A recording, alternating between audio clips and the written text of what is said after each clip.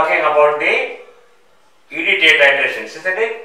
And we are looking into how to conduct the estimation of the zinc. And we have been looking into the preparation of a standard zinc sulfate standard solution. About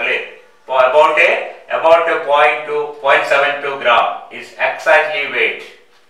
About 0.72 gram is exactly weight. 0.72 about 0.72. 0.71 or 0.73 or 0.74 or 0.75 or 0.69 or kൃത്യമായിട്ട് 4 ഡിജിറ്റ്സിന് balance electronic balance ആണ്. നിങ്ങൾ എടുക്കാൻ വളരെ simple ആണ്, നമുക്കറിയാം. അത് എടുക്കുക, അതിന്റെ ഡിസോൾവ് ചെയ്യുക, സൊല്യൂഷൻ ഉണ്ടാക്കുക. നമ്മൾ ബാക്കിയൊക്കെ നമ്മൾ പറഞ്ഞു കഴിഞ്ഞു. How to prepare M/40 or 0.025 molar EDTA, how to prepare the buffer solution, how to prepare the indicator. അപ്പോൾ ഇതൊക്കെ നമ്മുടെ കയ്യിലുണ്ട്. പിന്നെ നമ്മുടെ കയ്യിലുള്ളത് you are given a small bottle containing zinc ions and you are asked to estimate the quantity of zinc in that solution. So first step is the standardization. Second, standardization of a EDTA. അതിനു വേണ്ടിയാണ് നമ്മൾ എന്ത് ചെയ്യുന്നത്, ഈ standard zinc sulphate ഉണ്ടാക്കുന്നത്. കാര്യങ്ങളൊക്കെ കൃത്യമായിട്ട് മനസ്സിലാക്കുക, കൺഫ്യൂഷൻ ഒന്നും പാടില്ല. പരീക്ഷ ആകുമ്പോൾ എന്താ സിങ്ക് സൾഫേറ്റ് എവിടെയാണ് എന്താ ഉണ്ടാക്കേണ്ടത്, അങ്ങനത്തെ നമ്മുടെ മനസ്സിൽ നമ്മൾ ചെയ്യുന്ന എക്സ്പെരിമെന്റിനെ പറ്റി നല്ലൊരു ബോധം വേണം. എന്താണ് ചെയ്യുന്നത്, എന്തിനാണ് ചെയ്യുന്നത്, അതിന്റെ പ്രൊസീജിയർ എങ്ങനെയാണ്, അതിന്റെ കാൽക്കുലേഷൻ എങ്ങനെയാണ് ചെയ്യേണ്ടത്, മൊളാരിറ്റി എന്ന് പറഞ്ഞാൽ എന്താണ്, അതൊക്കെ എന്താണ് EDTA മനസ്സിൽ ചിത്രമാണ്. എന്നാൽ ചെയ്യുമ്പോൾ വളരെ എളുപ്പമായിരിക്കും. വെറുതെ മെക്കാനിക്കലായിട്ട് ചെയ്യാൻ ഒരു പ്രയാസമില്ല. അത് നിങ്ങൾ PG-കാരൊന്നും വേണ്ട, ഒരു സത്യാവശം ബ്യൂറോട്ട് പിടിച്ച് പഠിക്കാൻ പരിധിയുള്ള +2 കാരന് ചെയ്യാവുന്ന എക്സ്പെരിമെന്റ് മാത്രമായിരുന്നു. മനസ്സിലായില്ല, അതിന് യാതൊരു കോംപ്ലിക്കേഷനും ചെയ്യാൻ. പക്ഷെ എന്തിനെങ്ങനെ ചെയ്യുന്നു, എന്തിനെ ചെയ്യുന്നു, കാൽക്കുലേഷൻ എങ്ങനെ ചെയ്യുന്നു മനസ്സിലാക്കണം, അതാണ് പ്രധാനം. മറ്റേതിന് ടെക്നീഷ്യൻ കേട്ടു take 20 ml solution, add water, add indicator എന്നൊക്കെ പറഞ്ഞാൽ ആർക്കും ചെയ്യാവുന്നേ ഉള്ളൂ. അതല്ല പ്രശ്നം, നമ്മൾ ചെയ്യുന്ന കാര്യങ്ങളെ മനസ്സിലാക്കി ചെയ്യണം. എന്താ ചെയ്യുന്നത്, ആർക്കും ചോദിച്ചത് വൈവ ക്വസ്റ്റ്യൻ എന്ന് പറഞ്ഞാൽ അങ്ങനെയൊക്കെയാണ്. എന്താ ചെയ്യുന്നത്, എന്തിനാ ചെയ്യുന്നത്, എന്താ ആഡ് ചെയ്യുന്നത്, എന്തിനാ ആഡ് ചെയ്യുന്നത്, എന്താണ് അതിന്റെ ഫംഗ്ഷൻ, ഈ കാര്യങ്ങൾ നമ്മൾ കൃത്യമായിട്ട് മനസ്സിലാക്കണം. അപ്പൊ നമ്മുടെ കയ്യിൽ ഇപ്പൊ എന്തൊക്കെയുണ്ട്, നമ്മുടെ കയ്യിൽ ഇപ്പൊ സിങ്ക് സൾഫേറ്റിന്റെ സൊല്യൂഷൻ നമ്മൾ സ്റ്റാൻഡേർഡ് ഉണ്ടാക്കിയിട്ടുണ്ട്. തന്ന സിങ്ക് സോൾട്ട് സൊല്യൂഷൻ നമ്മുടെ കയ്യിൽ വരുന്നുണ്ട്. അതിൽ സിങ്കാണ് എസ്റ്റിമേറ്റ് ചെയ്യേണ്ടത്. ഞാൻ നേരത്തെ പറഞ്ഞ ഓർമ്മ ഉണ്ടാവും, എസ്റ്റിമേഷൻ ഓഫ് സിങ്കിന് നമ്മൾ സ്റ്റാൻഡർഡൈസേഷൻ ഓഫ് EDTA സിങ്ക് തന്നെ ഉപയോഗിക്കണമെന്നില്ല. You can use magnesium sulfate solution, no problem. But you can also use zinc sulfate because both are available as a primary standards. Okay. ഇനി നമ്മൾ ചെയ്യുന്ന മെത്തേഡ് എന്താണ്, നിങ്ങൾ degree class ചെയ്താണ്, മറന്നുപോയിട്ടുണ്ടാവും. ശരിക്കും പറഞ്ഞാൽ സെക്കൻഡ് ഇയർ ഡിഗ്രിക്ക് ചെയ്തതാണ്. ഒരു കൊല്ലം കഴിഞ്ഞിട്ടുണ്ടെങ്കിൽ നമ്മളെ സംബന്ധിച്ച് 2 കൊല്ലം കഴിയാറായി പോയി. അതുകൊണ്ട് ശ്രദ്ധിക്കുക, നമ്മൾ ആദ്യം ചെയ്യേണ്ടത് standardisation of a zinc salt solution, standardisation of a EDTA. നമ്മൾ നേരത്തെ പ്രിപ്പയർ ചെയ്ത് വെച്ചിരിക്കുന്ന ഏകദേശം 0.025 മോളാർ, അതാണ് നമ്മുടെ സൊല്യൂഷൻ. അത് കൃത്യമായിട്ട് എത്രയാണ് നോർമാലിറ്റി നമ്മൾ കണ്ടുപിടിക്കാൻ പോവാണ്. So for that, the first step is standardization of a EDTA. അതിന് നമ്മൾ ചെയ്യുന്നത് ഫസ്റ്റ് സ്റ്റെപ്പ് ചെയ്ത് കഴിഞ്ഞാൽ നമ്മൾ എന്താണ്, അതിൽ ഫസ്റ്റ് സ്റ്റെപ്പാണ് preparation of a standard zinc salt solution. For that purpose you have taken, നേരത്തെ പറഞ്ഞ പോലെ accurately weigh about 0.72 gram of zinc sulfate and transfer it into a standard flask, make up to the dissolve in water and make up to the mark. നമ്മൾ സാധാരണ procedure ചെയ്യുന്ന method ആണ്, അത് ശ്രദ്ധിക്കുക. ഏറ്റവും സിമ്പിൾ ആയിട്ട് പ്രൊസീജിയർ ചെയ്താൽ നമ്മൾ പഠിക്കണം. വിശദമായിട്ട് ഇതിന്റെ യാതൊരു ആവശ്യമില്ല. നിങ്ങളിപ്പോ മിക്കവാറും എക്സാമിനേഷൻ വരുമ്പോൾ you will be asked to give the procedure. നിങ്ങൾ നേരത്തെ പറഞ്ഞിട്ടുണ്ടാവും for the estimation of certain other thing. അത് നമ്മള് പഠിച്ചിരിക്കണം കൃത്യമായിട്ട്. വളരെ ചുരുക്കത്തിൽ എഴുതാൻ പഠിക്കണം. വളരെ വിശാലമായിട്ട് ചില ആൾക്കാർ പരീക്ഷ എഴുതി കഴിഞ്ഞാൽ ഒരു ഫുൾ അഡീഷണൽ ഷീറ്റ് എഴുതിയാലും തീരൂല, പിന്നെ അടുത്ത കള്ളാസ് വായിക്കും. അതിന്റെ യാതൊരു ആവശ്യമില്ലാതെ ഒരു പേജ് എഴുതാൻ മാത്രം, ഒരു പേജിന് പോലും എഴുതാനുണ്ടാവില്ല. ഇപ്പോൾ നമ്മൾ ഇതിന്റെ നേരത്തോ ഇപ്പൊ പറഞ്ഞ എക്സ്പെരിമെന്റിന്റെ അകത്ത് തന്നെ എന്താണ് 3 സ്റ്റെപ്പ് ഉണ്ട്. ഒന്നാം സ്റ്റെപ്പ് എന്താണ്, preparation of a standard zinc sulphate solution. രണ്ടാം സ്റ്റെപ്പ് എന്താണ്, സ്റ്റാൻഡർഡൈസേഷൻ ഓഫ് എ EDTA. മൂന്നാം സ്റ്റെപ്പ് എന്താണ്, എസ്റ്റിമേഷൻ ഓഫ് എ സിങ്ക്. ഈ ഹെഡിങ് തന്നെ എഴുതുക, യാതൊരു പ്രശ്നമില്ല. അത് എഴുതിയ കണ്ടാൽ തന്നെ അറിയാൻ കാര്യങ്ങൾ മനസ്സിലാവും. First preparation of standard zinc salt solution. അതിൽ ആകെ എഴുതേണ്ട പോയിന്റ് എന്താണ്, weigh out accurately about a 0.72 gram of a zinc sulfate crystals. Zinc sulfate crystals, transfer it to a standard 100 ml standard flask, dissolve it in water and make up to the mark. Shake ചെയ്യണമെന്നോ അല്ലെങ്കിൽ എന്താണ് വെള്ളം ഒഴിച്ച് ഇളക്കണമെന്നോ അങ്ങനത്തെ കാര്യങ്ങളുണ്ട്. Dissolve ചെയ്യുക, make up ചെയ്യുക മതി. ഇത് സെന്റൻസ് ആയാലും കുഴപ്പമില്ല. Take about 0.72 gram of zinc sulfate, transfer to 100 ml standard flask, dissolve in water, make up to the mark. കഴിഞ്ഞു. അതിങ്ങനെ പോയിന്റ് ആയിട്ട് എഴുതിയാലും കുഴപ്പമൊന്നുമില്ല. 4 വേർഡ്സ്, 4 വേർഡ്സ് പോലും ഇല്ല, 4 സെന്റൻസ് പോലും ഇല്ല, 4 സെന്റൻസിന്റെ കഷ്ണങ്ങൾ മാത്രമേ ഉള്ളൂ. വെയിറ്റ് എടുക്കുക, ട്രാൻസ്ഫർ ചെയ്യുക, ഡിസോൾവ് ചെയ്യുക, മേക്കപ്പ് ചെയ്യുക. ഓക്കെ. അടുത്തെന്താണ് standardisation of EDTA. A burette is cleaned well and it is first rinsed with EDTA. ഇങ്ങനത്തെ കാര്യങ്ങളൊന്നും എഴുതേണ്ട യാതൊരു ആവശ്യമില്ല. ആകെ എഴുതേണ്ട കാര്യം എന്താണ്? Pipette out. എന്താ സൊല്യൂഷനാണ് പിപ്പറ്റ് ചെയ്യുന്നത്, എന്ത് സൊല്യൂഷനാണ് ബ്യൂററ്റിൽ എടുക്കുന്നത്, പിന്നെ എന്താണ് ഇൻഡിക്കേറ്റർ, എന്താണ് കളർ ചേഞ്ച്, ഇത്രയും കാര്യം വേറെ വല്ല അടിയുന്നത് അതും പറയാം. വേറെ ഒന്നും പറയേണ്ട ആവശ്യമില്ല. ബാക്കിയെല്ലാം അണ്ടർസ്റ്റുഡ് ആണ്. നമ്മൾ PG-ക്കാരാണ്, PG-ക്കാരാണ്, ഡിഗ്രിക്കാരൊക്കെ ഇത്ര എഴുതിയാൽ മതി. അപ്പൊ എന്താണ് pipette out 20 ml of the standard zinc salt solution into a clean conical flask. ഇതേ കുഴപ്പമൊന്നുമില്ല, എഴുതേണ്ട ആവശ്യമൊന്നുമില്ല. ആഡ് എഴുതേണ്ടതാണ് മനസ്സിലാക്കുക. Pipette out 20 ml of the zinc salt solution. ഒരു വര ഇടുക, അടുത്ത് എഴുതുക, കുഴപ്പമൊന്നുമില്ല. അല്ലെങ്കിൽ താഴെ ഇങ്ങനെ നിങ്ങൾക്ക് അറിയില്ല, ഇങ്ങനെ ഇട്ടിട്ട് പിപ്പറ്റ് ഔട്ട് 20 ml, അടുത്തത് എന്താണ് ആഡ് ഇങ്ങനെ എഴുതിയാൽ മതി. അല്ലെങ്കിൽ പിപ്പറ്റ് ഔട്ട് കഴിഞ്ഞിട്ട് ഒരു വരയിട്ട് അടുത്ത സെന്റൻസ് എടുത്ത് വാക്ക് അങ്ങനെ പോയാലും മതി. ഫുള്ളായിട്ട് എഴുതി വെക്കേണ്ട ആവശ്യമില്ല. എഴുതി വെക്കുന്നത് തെറ്റൊന്നുമില്ല, പക്ഷെ അതിന്റെ ആവശ്യമില്ല, അത് മാത്രമേ ഉള്ളൂ. മനസ്സിലായില്ലേ? അപ്പോൾ എന്തൊക്കെ എഴുതേണ്ടത്? Pipette out 20 ml of the എന്താണ് സ്റ്റാൻഡേർഡ്, നമ്മൾ ഇവിടെ ഉണ്ടാക്കി സ്റ്റാൻഡേർഡ് സിങ്ക് സൊല്യൂഷൻ. എന്തൊക്കെ എഴുതേണ്ടത്? Add 2 ml of pH10 buffer. അതായത് add 2 ml of pH10 buffer and a pinch of eriochrome black T. Dilute to 100 ml. അല്ല, ഇതിൽ കുഴപ്പമില്ല, നമ്മൾ ചെയ്യേണ്ടത് ഡയല്യൂട്ട് ടു 100 ml എന്ന് പറഞ്ഞാൽ ഏകദേശം 100 ml ആകുന്നവരെ വെള്ളം ഒഴിക്കുക. അപ്പൊ നമ്മുടെ സ്റ്റാൻഡേർഡ് ഫ്ലാസ്കിൽ ഇപ്പൊ എന്താ ഉള്ളത്? 20 ml സോൾട്ട് സൊല്യൂഷൻ സിങ്കിന്റെ സൊല്യൂഷൻ പിപ്പറ്റ് ചെയ്തു. ശ്രദ്ധിക്കുക, അതിലേക്ക് നമ്മൾ 100 ml ആക്കാൻ വേണ്ടി 100 ml ഒഴിക്കേണ്ട ആവശ്യമുണ്ട്. 80 ml ഒഴിച്ചാൽ മതി. ഈ 80 ml വെള്ളം നമ്മൾ ഒഴിക്കുന്നത് ഒരു മെഷറിംഗ് ജാർ ഉപയോഗിച്ച് കൃത്യമായിട്ട് 80 അളന്നിട്ടോ, അല്ലെങ്കിൽ ഒരു ബ്യൂററ്റിന്റെ കൃത്യം 80 അല്ലെ 4 പ്രാവശ്യം പിപ്പറ്റ് ചെയ്ത് 80 ആക്കിയിട്ടോ ഒന്നുമല്ല, വെറുതെ ഒഴിക്കുക. നമ്മുടെ സ്റ്റാൻഡേർഡ് കോണിക്കൽ ഫ്ലാസ്കിലാണോ ചെയ്യുന്നത്? കോണിക്കൽ ഫ്ലാസ്കിൽ നമ്മൾ 100, 200, 200 gram എന്നൊക്കെ ഇങ്ങനെ ഒരു ഡിവിഷൻ ഉണ്ടാവും അല്ലേ, കാണും. ആ 100 ആകുന്നവരെ ജസ്റ്റ് നോക്കിയിട്ട് നമ്മളെ വാട്ടർ ബോട്ടിൽ നേരിട്ട് അങ്ങ് ഒഴിച്ചാൽ മതി. സൊല്യൂഷൻ പുറത്തേക്കൊന്നും തെറിച്ചു പോകാത്ത വിധത്തിൽ പതുക്കെ അങ്ങ് ഒഴിച്ചേക്കും. അത് 100 വരെ 110 ആയാലോ 80 ആയാലോ ഒന്നും വലിയ പ്രശ്നമൊന്നുമില്ല. ഏകദേശം ഒന്ന് ഡയലൂട്ട് ചെയ്യാന്ന് മാത്രമേ ഉള്ളൂ. അതാക്കാൻ വേണ്ടി പാത്രം അന്വേഷിച്ച് പോകരുത്. You pipette out 20 ml of the standard single salt solution, add a buffer indicator and then dilute to 100 ml. According flask ഞാൻ എടുത്ത് കയ്യിൽ വെച്ചിട്ട് നമ്മളെ വാഷ് ബോട്ടിൽ നിന്ന് ഏകദേശം 100 വരെ എത്തുന്നവരെ ഒഴിച്ചേക്കാൻ മതി. അത് ലേശം കൂടിപ്പോയി തെറ്റിപ്പോയിന്നോ, ലേശം കുറഞ്ഞാൽ കൊണ്ട് അഡ്ജസ്റ്റ് ചെയ്യാൻ വേണ്ടി പുറത്ത് വെക്കാനൊന്നും വേണ്ട. ഏകദേശം വരെ അതിന് ഒരു റോളും ഇല്ല ശരിക്കും പറഞ്ഞാൽ. പക്ഷെ ഡയലൂട്ട് ചെയ്യണം. തീരെ ഡയലൂട്ട് ചെയ്യില്ലെങ്കിൽ കിട്ടുമ്പോൾ ലേശം ഒരു പ്രശ്നമുണ്ട്. അത്ര വലിയ പ്രശ്നമൊന്നുമില്ല ശരിക്കും. കുറച്ചൊരു ക്ലിയർ ആയി കിട്ടാൻ വേണ്ടി അത്രയേ ഉള്ളൂ. Dilute to 100 ml. Then titrate against എന്താണ്? Titrate against the EDTA from burette എന്ന് ടൈട്രേറ്റ് അഗെയിൻസ്റ്റ് EDTA എന്ന് പറഞ്ഞാൽ EDTA ബ്യൂറോട്ടിൽ എടുക്കുന്നതെന്ന് മനസ്സിലാവും. അപ്പൊ അതിലും നമ്മൾ എഴുതുന്ന പ്രൊസീജിയർ എഴുതി കൊടുക്കുന്ന കാര്യം വരുമ്പോൾ ഇതെന്നുള്ള എഴുതാൻ വരെ എഴുതും. അതിന് പ്രകാരം വിശദമായിട്ട് എഴുതാൻ ആവശ്യം. Pipette out 20 ml of single salt solution, add buffer solution, add indicator, പിന്നെന്താ add 2 ml of buffer solution, add pinch of indicator, dilute to 100 ml and titrate against EDTA മതി. അല്ല ബ്യൂററ്റ് പറയാൻ എഴുതും. A clean burette is taken, it is rinsed with EDTA, filled with EDTA, അല്ലെങ്കിൽ burette setup with EDTA. അതൊന്നും എഴുതേണ്ട ആവശ്യമില്ല. അത് ചെയ്യേണ്ട കാര്യമാണ്. പക്ഷെ നമ്മളൊരു അങ്ങോട്ട് എഴുതി കൊടുക്കേണ്ട കാര്യം വരുമ്പോൾ ഇതൊന്നും എഴുതേണ്ട. ചുരുക്കി പോയിന്റ് വന്നാൽ മതി. ഓക്കെ, മനസ്സിലാകുന്നല്ലോ? എഴുതേണ്ട കാര്യം എങ്ങനെ പറഞ്ഞോളൂ, അതിന് നമുക്ക് പറയാം. അപ്പൊ ചെയ്യേണ്ട കാര്യം ശ്രദ്ധിക്കുക. ആദ്യം പിപ്പറ്റ് ചെയ്യുക, അതിലേക്ക് ഇൻഡിക്കേറ്ററും ബഫറും ചേർക്കുക, അങ്ങോട്ടും ഇങ്ങോട്ടും മാറി. ആദ്യം ഇൻഡിക്കേറ്റർ വേണം, പിന്നെ ബഫർ വേണം. ആദ്യം ബഫർ വേണം, പിന്നെ ഇൻഡിക്കേറ്റർ, രണ്ടായാലും കുഴപ്പമൊന്നുമില്ല, ചേർക്കുക. അതിനുശേഷം അതിന് ഡയലൂട്ട് ചെയ്യാം. ഏകദേശം 100 ആകുന്നത് വരെ without using any measuring device. അളക്കേണ്ട ആവശ്യം. കോണിക്കൽ ഫ്ലാസ്ക് നമ്മുടെ വര മാത്രം നോക്കിയാൽ മതി. ഈ കോണിക്കൽ ഫ്ലാസ്ക് വര ഇല്ലാത്തതാണെങ്കിൽ പഴയ ചിലപ്പോൾ വര ഉണ്ടാവില്ല.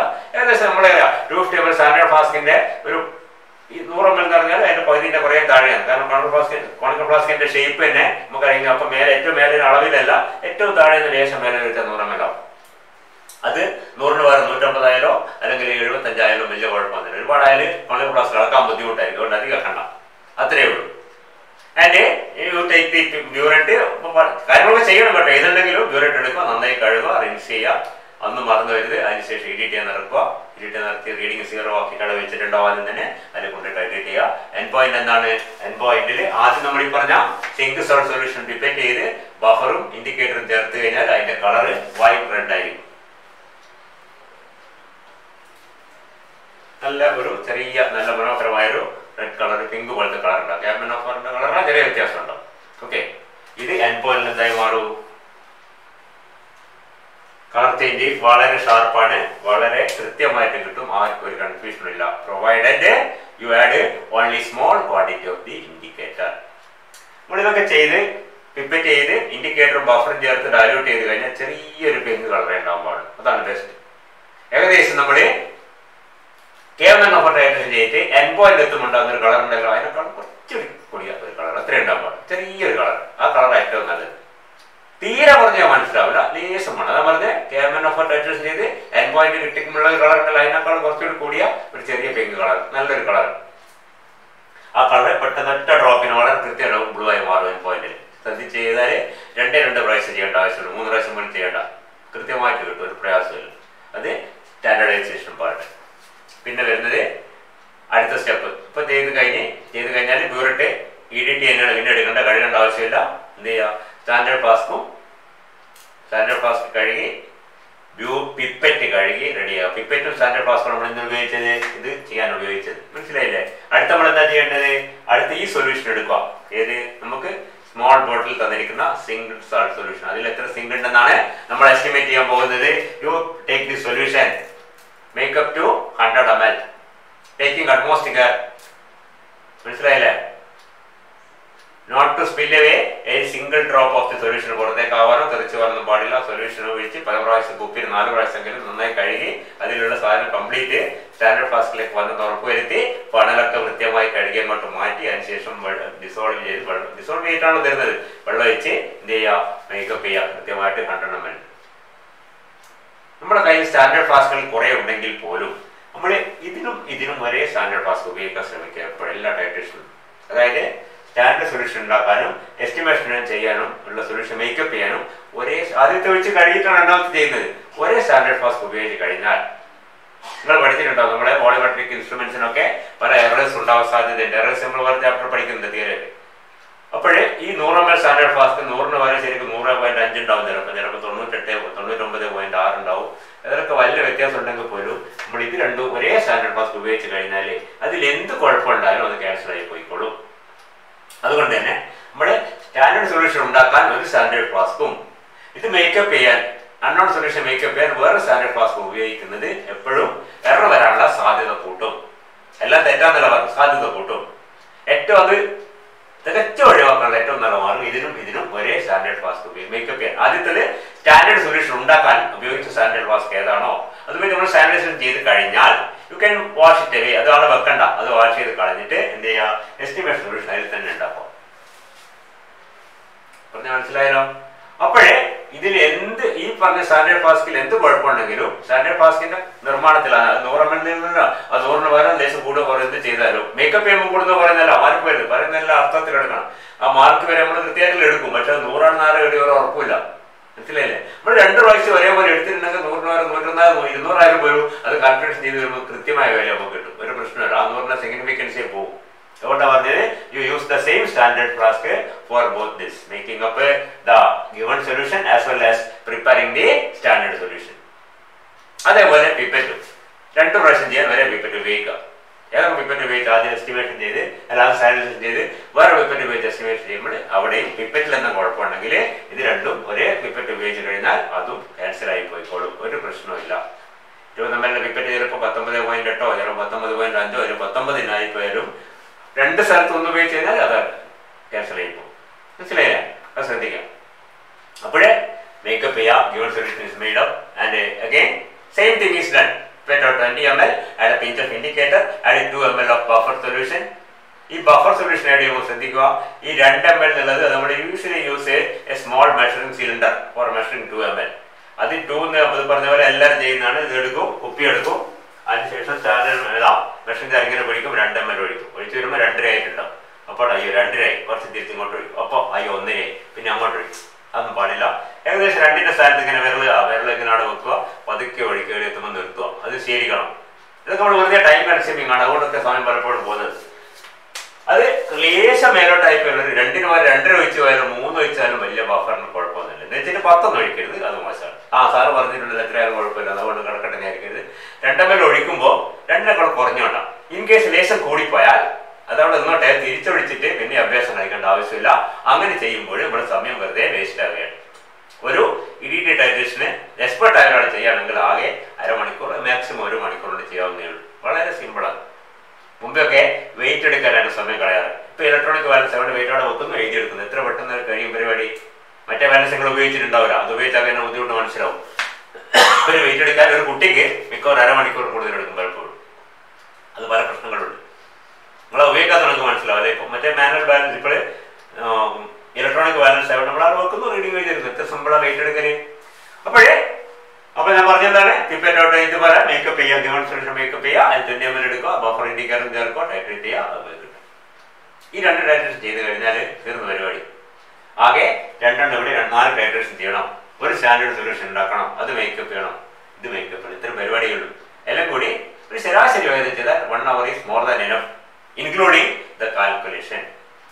പിന്നെ ഇത്രയും ചെയ്ത് കഴിഞ്ഞാൽ നമ്മുടെ പ്രധാന കാര്യം എന്താണ്, അതിന്റെ റിസൾട്ട് റെക്കോർഡ് ചെയ്യുക എന്നുള്ളതാണ്.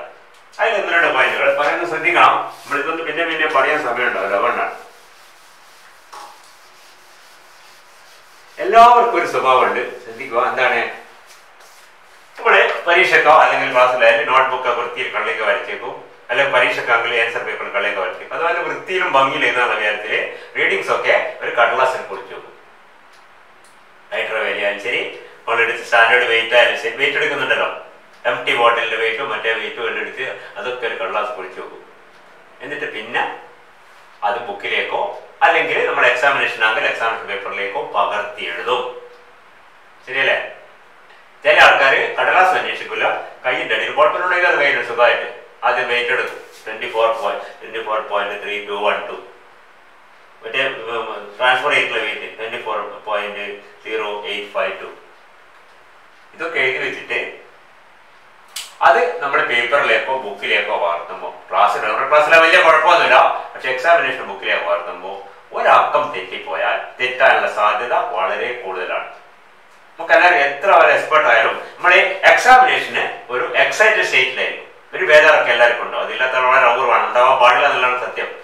അതുകൊണ്ട് തന്നെ നമ്മുടെ ടൈറ്റർ വാല്യൂ 24.5 2 പ്രാവശ്യം കൺട്രോളിന് കിട്ടി, വളരെ ശരിയാണ്. പക്ഷേ നമ്മളത് കയ്യിൽ എടുത്തിട്ട് മാർക്കുമ്പോൾ ചിലപ്പോ ഇങ്ങനെ എഴുതും. എത്രയോ കുട്ടികൾ ചെയ്യുന്നത് കണ്ടിട്ടുണ്ട്.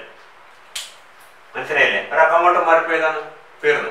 നമ്മൾ എന്തൊക്കെ ശ്രദ്ധിച്ച് ചെയ്ത് കഴിഞ്ഞാൽ, എത്രയൊക്കെ കെയർഫുള്ളായി ചെയ്താൽ ഇത് അങ്ങോട്ട് മാറിപ്പോയാൽ പിന്നെ നമ്മുടെ എക്സ്പീരിയൻസ് കംപ്ലീറ്റ് തെറ്റി. കാരണം എന്താണ്, 24.5 ഒരു പോയിന്റ് എത്രയാണ് 9 ml കൂടുതലുണ്ട് 25.4. അത്രയും ടൈറ്റർ വലിയ വ്യത്യാസം വന്നു കഴിഞ്ഞാൽ നമ്മുടെ എക്സ്പീരിയൻസ് ഫുള്ളായി തെറ്റായിരിക്കും. അത് വെയിറ്റ് ആയാലും വെയിറ്റിനേക്കാളും കുഴപ്പമാണ്. വെയിറ്റ് ഇതാ 14.3212 gram, മറ്റേത് 14.0518 gram. ഇതേ നമ്മൾ എടുത്ത വെയിറ്റ് നേരത്തെ. വ്യത്യാസം എത്രയാണ്? വ്യത്യാസം 0. എത്രയാണ്? 4.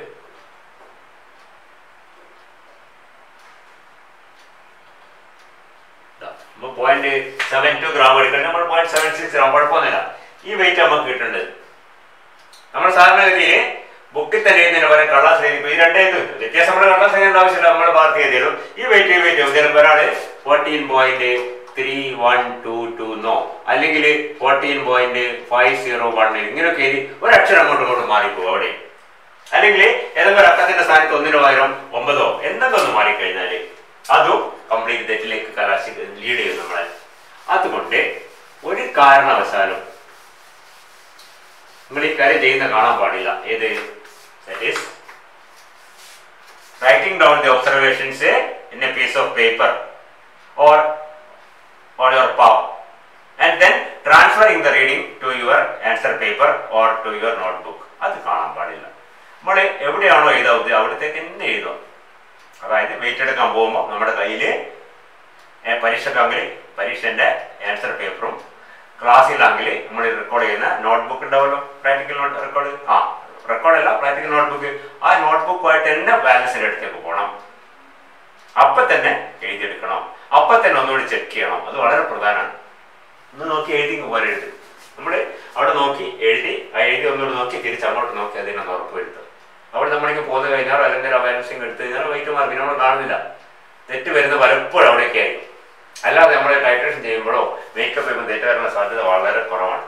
ഏറ്റവും കൂടുതൽ തെറ്റ് വരുന്ന ഈ പറഞ്ഞ റീഡിങ്സ് എഴുതിയെടുക്കുമ്പോഴും ബ്യൂററ്റ് റീഡിംഗ് നോട്ട് ചെയ്യുമ്പോൾ ഒക്കെയാണ്. 25.4 എന്ന് നോട്ട് ചെയ്യും, 24.5 എന്ന് കൂടി എഴുതിയേക്കും തീർന്ന്. അതും യു ഹാവ് ടു ഒരു പ്രാവശ്യം നമ്മളിപ്പോൾ നോട്ട്ബുക്കിലേക്ക് വെയിറ്റ് ആണ് എഴുതാം. ബാലൻസ് നോക്കിയിട്ട് ആ ബാലൻസ് ഇങ്ങനെ ഇവിടെ കാണും, എഴുതി അവിടെ വായിച്ചത് ഇങ്ങോട്ട് വീണ്ടും ക്രോസ് ചെയ്യാം. ഇവിടെ നോക്കിയിട്ട് അവിടെ എഴുതുക, അവിടെ വായിച്ചിട്ട് ഇവിടെ ഒന്നുകൂടി നോക്കാം. ഒരു വ്യത്യാസമില്ല എന്ന് ഉറപ്പ് വരുത്തിയതിനു ശേഷം മാത്രമേ നിങ്ങൾ ബാലൻസ് കിട്ടും. നമ്മൾ ആദ്യം എത്തി തിരിച്ച് സീറ്റ് പോയിട്ട് വരുമ്പോഴേക്ക് ഇതെല്ലാം പോയിട്ടുണ്ട്. പിന്നെ വേറെ ഒരാൾ ചെയ്യുന്ന അതിനൊന്നും കാണില്ല. മനസ്സിലായില്ലേ? അല്ലെങ്കിൽ നമ്മൾ ആ സാധനം അതിന് വെയിറ്റ് പാനിലിട്ട് സാധനം എടുത്ത് പുറത്ത് വെച്ച് കഴിഞ്ഞാൽ പിന്നെ അതിൻ്റെ റീഡിങ് 0 ആയിരിക്കും. പിന്നെ നമ്മൾ വെച്ച് വെക്കാനുള്ള സമയമൊന്നും ഉണ്ടാവില്ല. അതുകൊണ്ട് തന്നെ നമ്മൾ വെയിറ്റ് എടുക്കുമ്പോൾ പാനിൽ എന്തെങ്കിലും ഒബ്ജക്റ്റ് വെച്ചിട്ട് അതിൻ്റെ വെയിറ്റ് അവിടെ റീഡിങ് വന്നു കഴിഞ്ഞാൽ ആ റീഡിങ് നോക്കി നമ്മുടെ നോട്ട്ബുക്കിലേക്കോ ആൻസർ പേപ്പറിലേക്കോ കടലാസിലേക്കോ കയ്യിലേക്കോ അല്ല പകർത്തി, അതിനുശേഷം പകർത്തി വായിച്ച് തിരിച്ചൊന്ന് ഇവിടെ കൂടി ആ ബാലൻസ് തന്നെ നോക്കിയിട്ട് ഉറപ്പ് വരുന്നതിന് ശേഷം മാത്രമേ നമ്മൾ അടുത്ത സ്റ്റെപ്പിലേക്ക് പോകാൻ പാടുള്ളൂ. അതേപോലെ തന്നെ ബ്യൂററ്റ് റീഡിങ്ങും മനസ്സിലായല്ലോ. ബ്യൂററ്റ് റീഡിങ്ങും നമ്മൾ ഇപ്പം ചെയ്യുന്ന റീഡിംഗ് ഇല്ല. ബ്യൂററ്റ് റീഡിംഗ് അപ്പത്തിനാണ് 19.8 എഴുതിയിട്ട് 19.8 ബുക്കിൽ എഴുതി 19.8 ബുക്കിൽ ഒന്നുകൂടി നോക്കി ബ്യൂററ്റിലേക്ക് ഒന്നുകൂടി തിരിച്ച് നോക്കിയിട്ട് ഉറപ്പ് വരുത്തണം. അപ്പൊ നമ്മൾ 19.8 കാണുമ്പോൾ 18.9 എഴുതി വെക്കും. ഇത്രയോടെ ചെയ്യുന്ന കണ്ടിട്ടുണ്ട്. ഞാൻ പറഞ്ഞല്ലോ, പ്രത്യേകിച്ച് എക്സാമിനേഷന് where you are in a slightly excited state, there is every possibility of this type of error occurring. അതുണ്ടാവാൻ പാടില്ല. ബ്യൂററ്റ് റീഡിംഗ് ആയാലും ബാലൻസ് റീഡിംഗ് എന്തായാലും ശരി. ഒന്നാമത്തെ പോയിന്റ്, കടലാസിലോ കയ്യിലോ എഴുതിയെടുക്കരുത്. You write it down in exact place. അതായത് ആൻസർ പേപ്പറിലാണ് ആൻസർ പേപ്പറിൽ, നോട്ട്ബുക്കാണ് നോട്ട്ബുക്കിൽ. And you check it then and there. Okay, അപ്പൊ തന്നെ ഒന്നുകൂടി ചെക്ക് ചെയ്തിട്ട് ഉറപ്പിക്കുക. കാരണം ഞാൻ പറഞ്ഞല്ലോ, നമ്മളെല്ലാം വളരെ ഭംഗി ചെയ്തിട്ട് ഒരു വെയിറ്റ് ഒരാൾക്ക് അങ്ങോട്ടും ഇങ്ങോട്ടും മാറിപ്പോയാൽ നമ്മൾ ചെയ്ത് കംപ്ലീറ്റ് തെറ്റായിരിക്കും. ആൻസർ എവിടെ എത്തൂല ഏർപ്പെടും. നമ്മൾ വേദനാക്കാൻ പറയുന്നില്ല, അങ്ങനെ സംഭവിക്കാൻ സാധ്യതയുണ്ട്. അതുകൊണ്ട് അത് ശീലമാക്കുക. ശീലമാക്കിയ ഒരു കുഴപ്പമില്ല. ചെക്ക് ചെയ്യാം ഒരു പ്രാവശ്യം കൂടി. മനസ്സിലായില്ലേ? ടൈട്രേഷൻ ഒന്നും നമ്മൾ വീണ്ടും ചെയ്യുമ്പോൾ നമുക്ക് കൺഫ്യൂഷൻ വരും. നേരത്തെ 95.5 കിട്ടിയാൽ നേരത്തെ തെറ്റാന്ന് ഒന്നുകൂടി ചെയ്ത് നോക്കാം. വെയിറ്റ് എടുക്കുന്നാലും വെയിറ്റ് എടുത്ത് നമ്മൾ പോന്നു കഴിഞ്ഞാൽ പിന്നെ തിരിച്ച് പോയിട്ട് വെയിറ്റ് എടുക്കാൻ പറ്റൂല. ഒരാളൊന്ന് ബാലൻസ് കൈകാര്യം ചെയ്തിട്ടുണ്ടാവും, നമ്മൾ സാധനം അവിടെ നിന്ന് മാറ്റിയിട്ടുണ്ടാവും, ഒന്നും ചെയ്യാൻ പറ്റില്ല. അത് ശ്രദ്ധിക്കാം. ഓക്കെ, അപ്പോൾ ഇങ്ങനെ കാൽക്കുലേഷൻ നമ്പർ റെക്കോർഡ് ചെയ്യുന്നത് കൃത്യമായിട്ട് വലതുവശത്ത് നമ്മൾ ഒരു എക്സ്പെരിമെന്റ് ചെയ്യാൻ ഉദ്ദേശിക്കുന്ന ദിവസം നമ്മൾ അതിന്റെ പ്രൊസീജിയർ എഴുതിയിട്ട് വരും. എസ്റ്റിമേഷൻ ഓഫ് സിങ്ക്, അതിന്റെ aim to estimate the mass of zinc in the whole of the given solution being provided with AR zinc sulphate crystals, no AR magnesium sulphate crystals. അതാണ് question. നിങ്ങൾ തന്ന സൊല്യൂഷനിലെ zinc estimate ചെയ്യണം. നിങ്ങൾക്ക് തന്നിരിക്കുന്നത് AR zinc sulphate ആണ് അല്ലെങ്കിൽ AR magnesium sulphate ആണ്. ഇത്രയും ക്വസ്റ്റ്യൻ ഉണ്ടാവും. അതിന്റെ പ്രിൻസിപ്പിൾ, അതിന്റെ പ്രൊസീജിയർ, അതിന്റെ റിസൾട്ട് ഒക്കെ അറിയാം. അതൊക്കെ നോട്ട്ബുക്കിൽ വലതുവശത്ത് നമ്മൾ എഴുതി വരിക. തീരും അടുത്ത വലത് പേര് ഉപയോഗിക്കുക. ഇടതുവശത്ത് എന്താണ്? Yes, recording your observations and making the calculations. അതൊക്കെ